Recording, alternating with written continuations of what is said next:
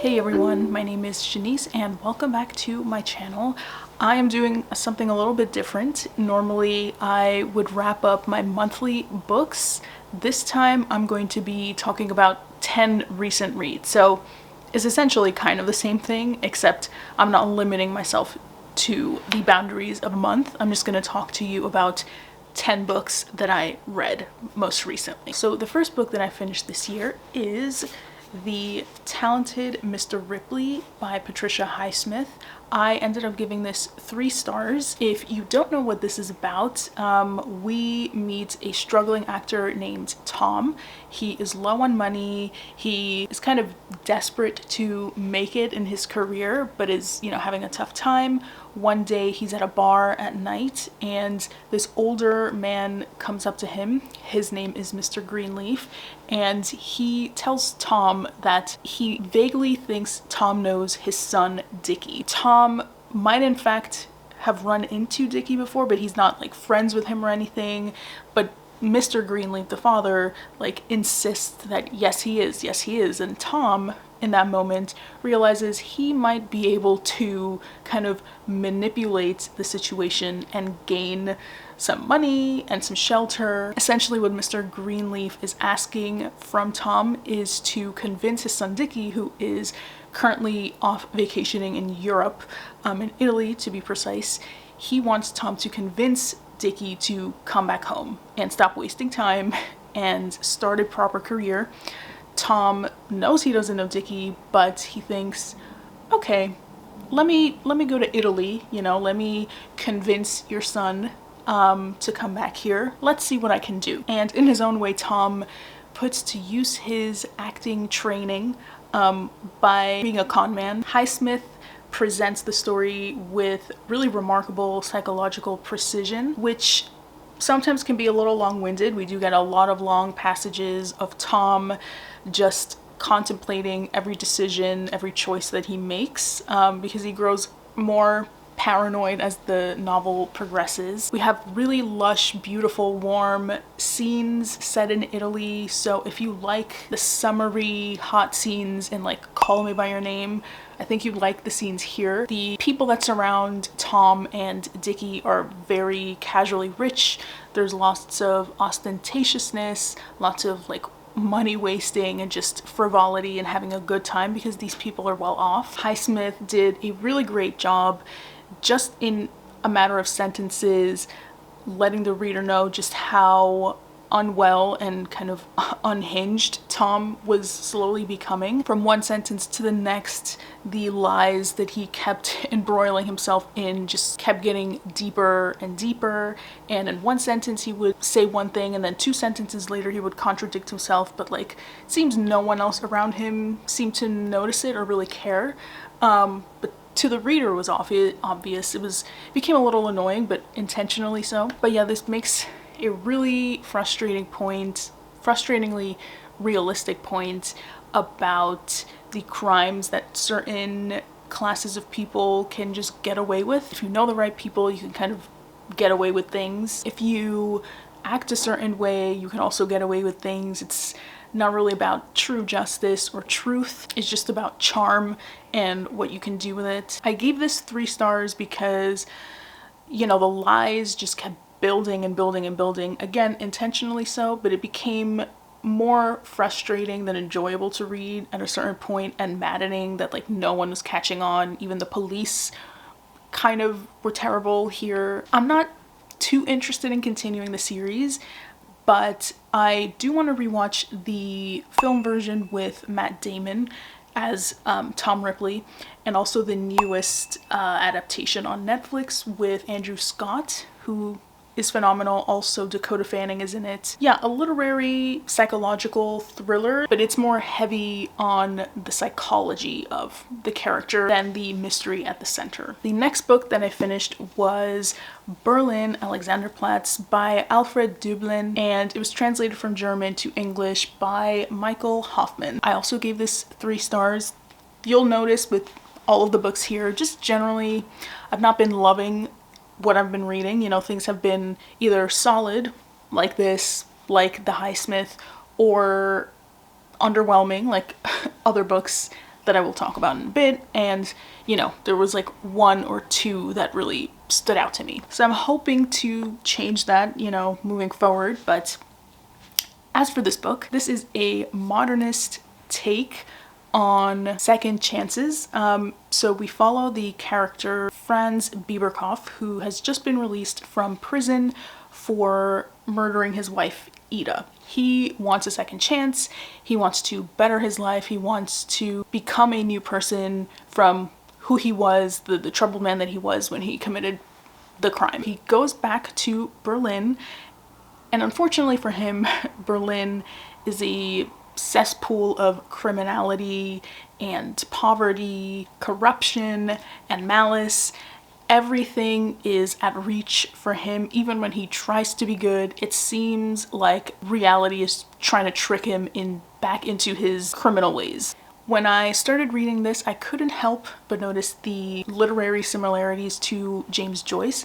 However, upon reading the afterword by the translator, which I highly recommend, I learned, according to the translator, this is just not correct. It's maybe a superficial comparison. Hoffman makes a daring choice to translate the, I wouldn't say vulgar German. I think he calls it like low German. Lots of profanities, lots of cultural references, lots of slang.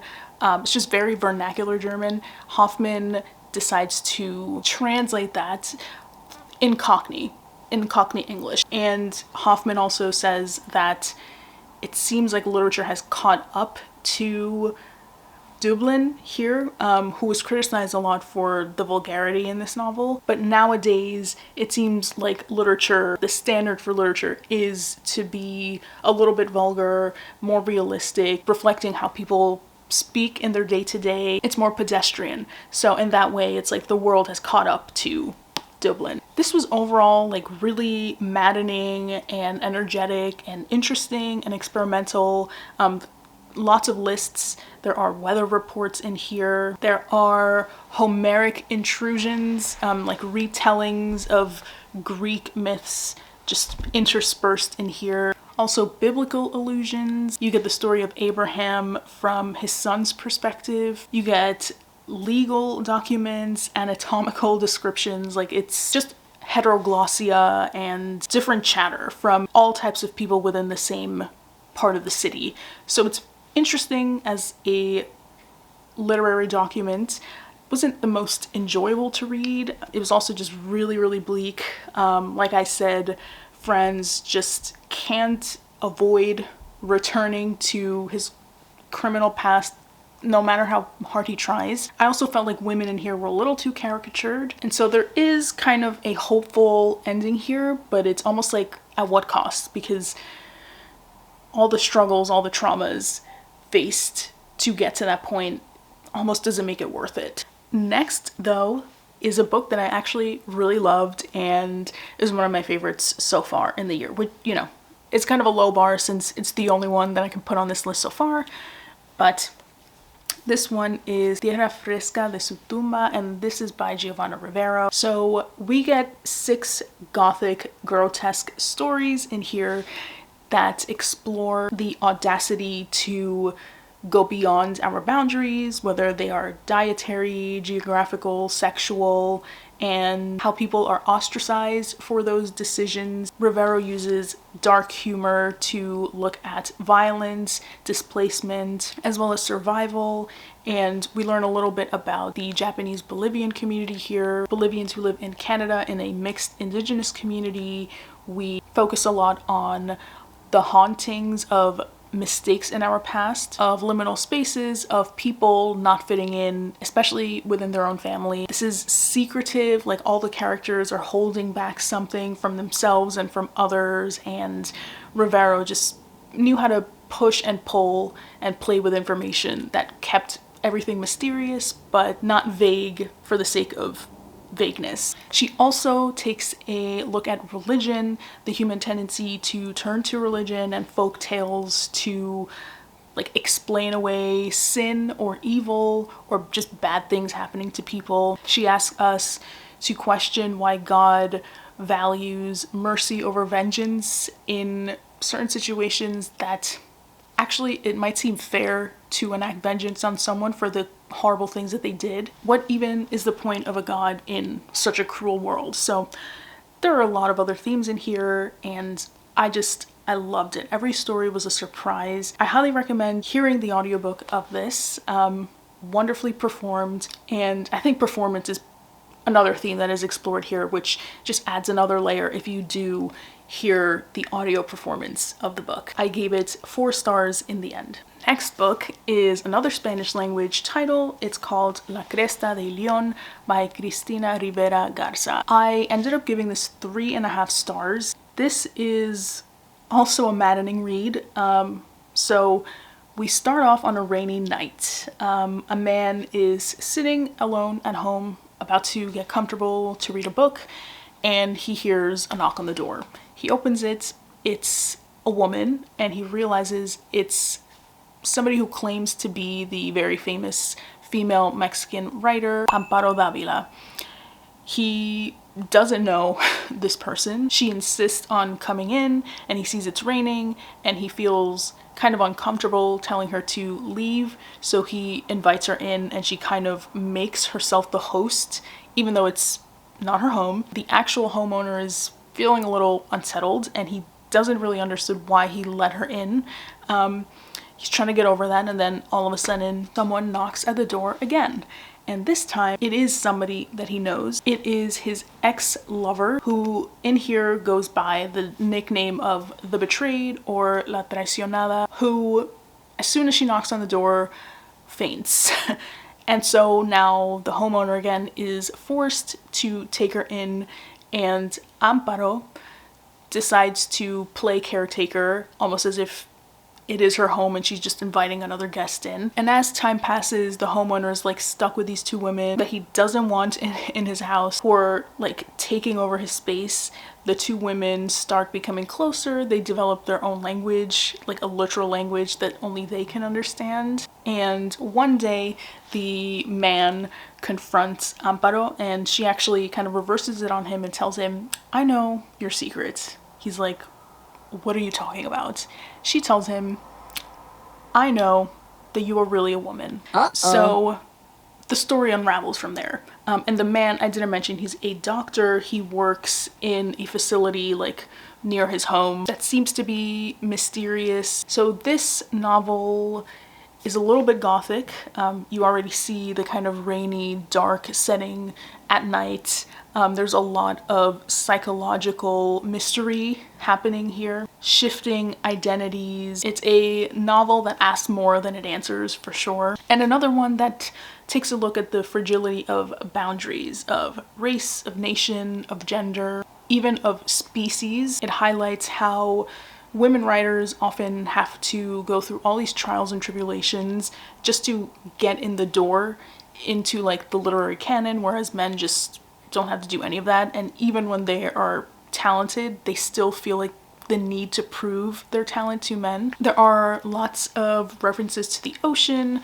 The house that the man lives in is right next to the ocean, and the hospital that he works in is also right alongside the ocean. The ocean seems to represent freedom, but also it's a place of death too. There are birds that like essentially kill themselves by ramming themselves into the water. So I really enjoyed the conversations that the book opens us up to, but in a way I felt like it was vague a lot of times for no reason. I do encourage people, if you do read Spanish, then to read this novel in Spanish, because so much of the play on gender in such a gendered language, like I think most Romance languages, but Spanish specifically, is key to understanding gender as a theme in here. The man is referred to in the masculine, but then sometimes he's referred to in the feminine. The formality of addressing someone is also shifted,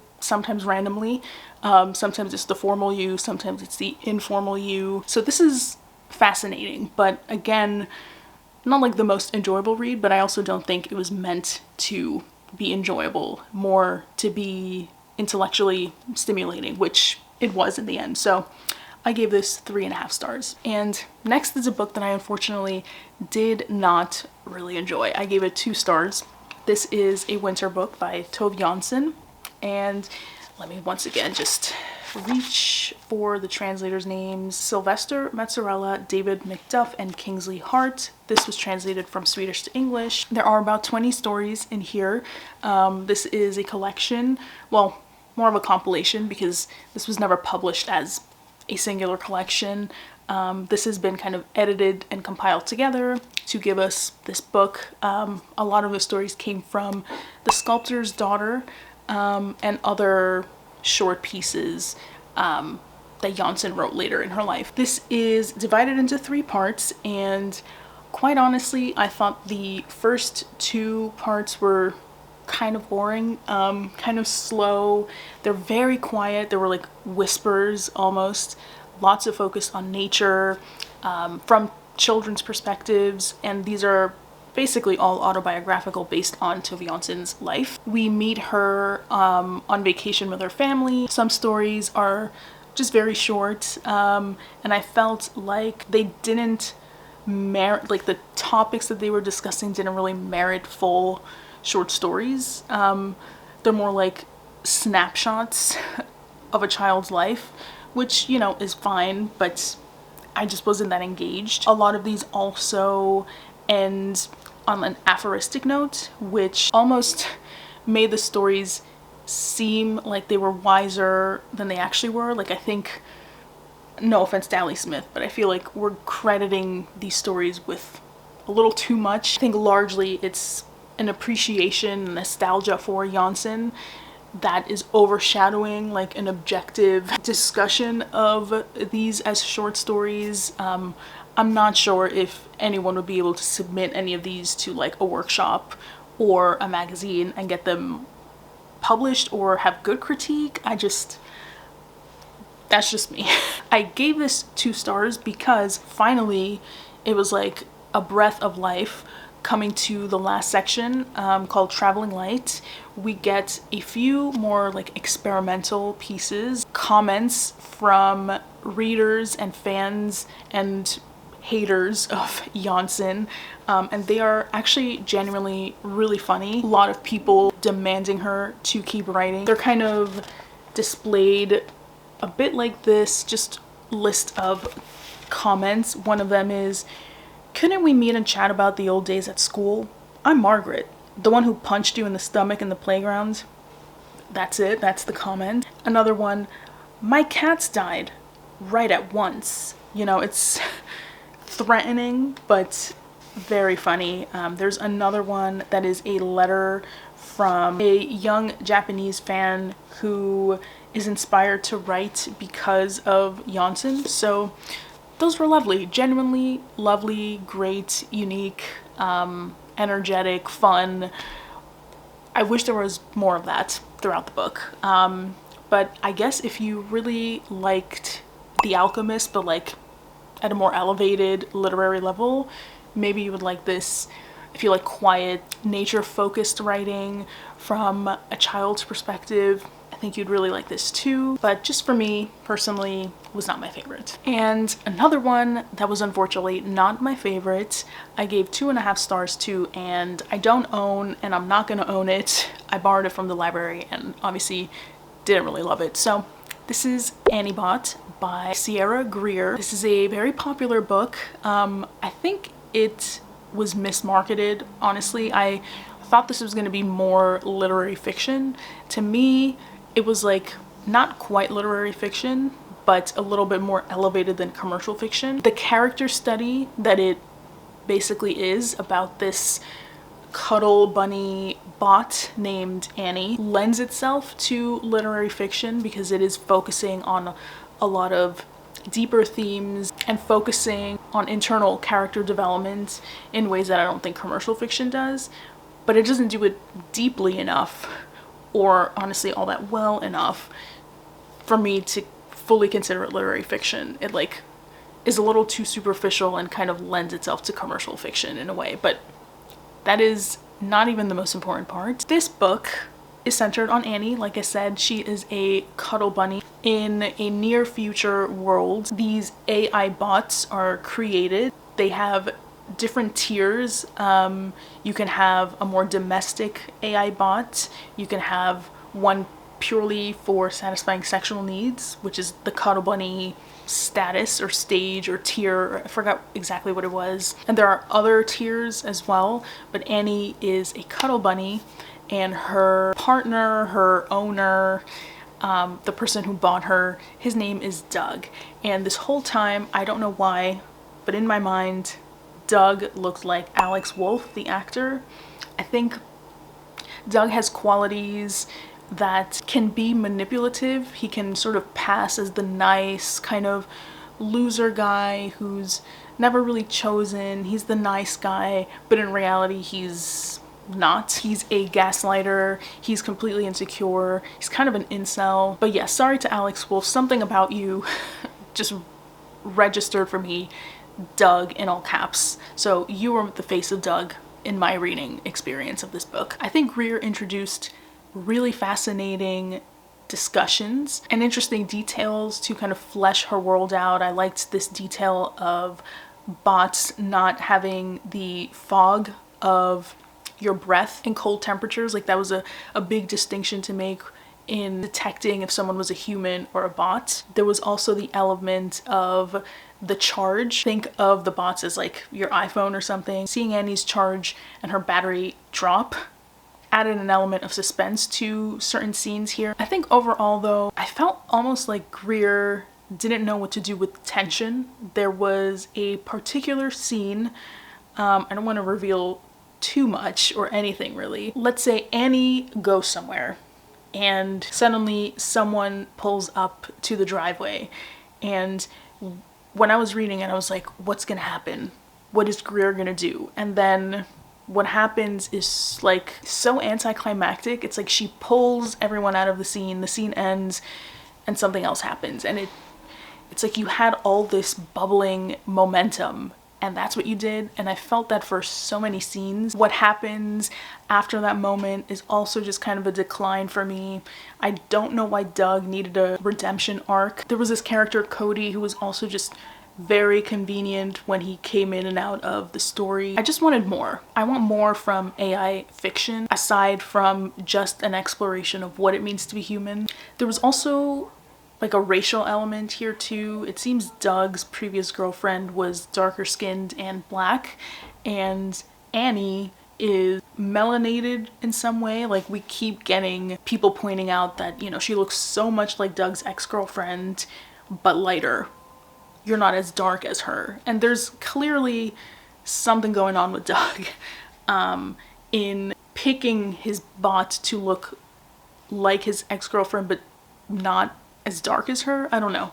And Annie seems to be programmed to identify people based on race. So somebody can't just be a man or a woman. It's, you know, a brown man with black hair, a white woman with blue eyes. I guess she's programmed that way, I'm not sure, but there was something bubbling with race that I just don't think was explored at all. And then I reread Bring Up the Bodies by Hilary Mantel.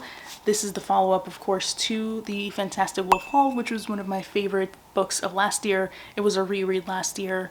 And for this one, I gave 3 stars.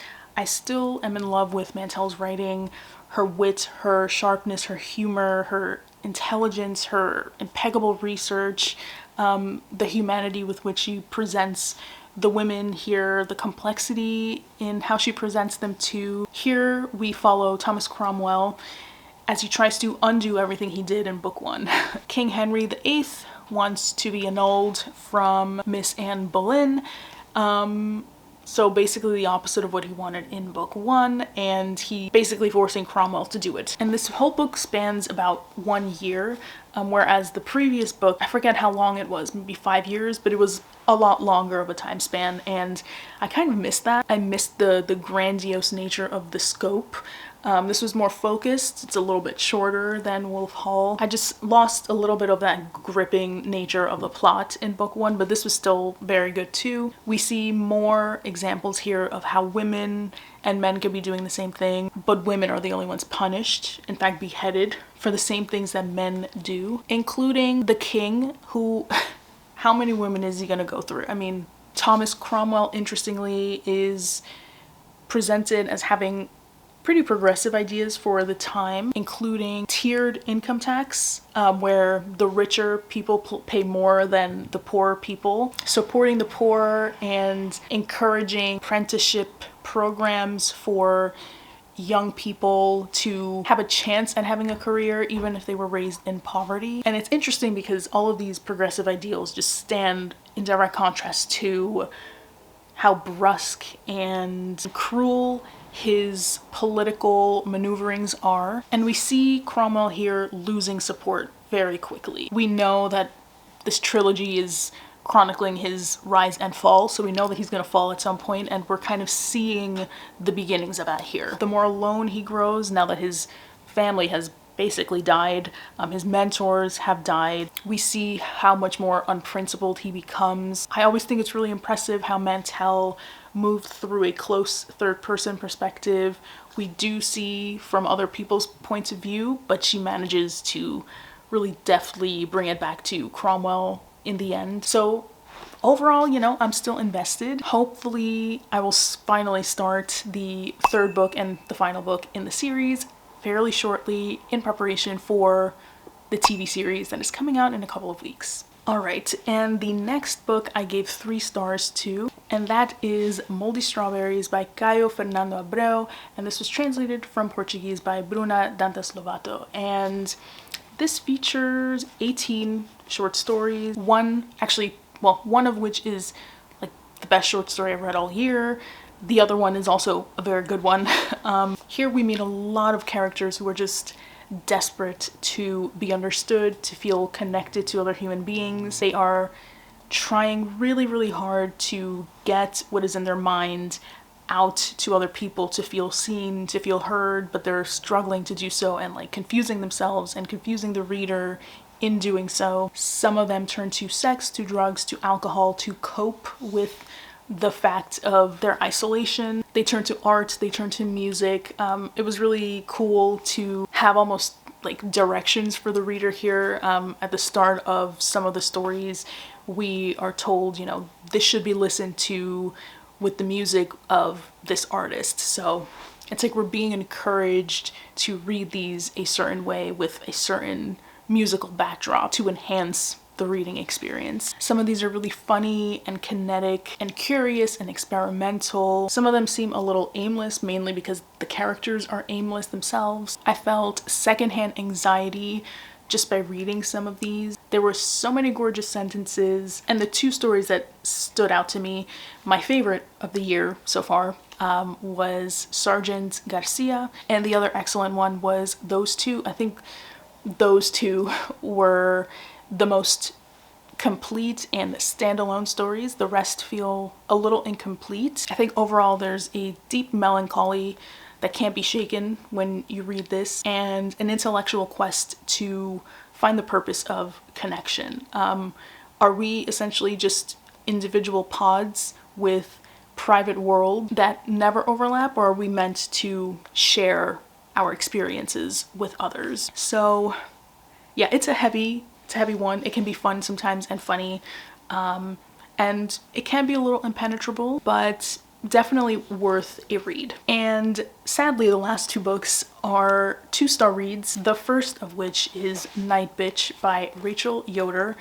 This might be one of the few examples where the movie is slightly better than the book and not the other way around. This is another popular novel, another literary fiction about a nameless mother who suddenly starts feeling like she's turning into a dog. She starts having canine qualities, and it's not just a symbol or a metaphor. She's literally turning into a dog, which I guess is a play on like women being called bitches, which is a little clever, but honestly, I didn't feel like this tackled anything new.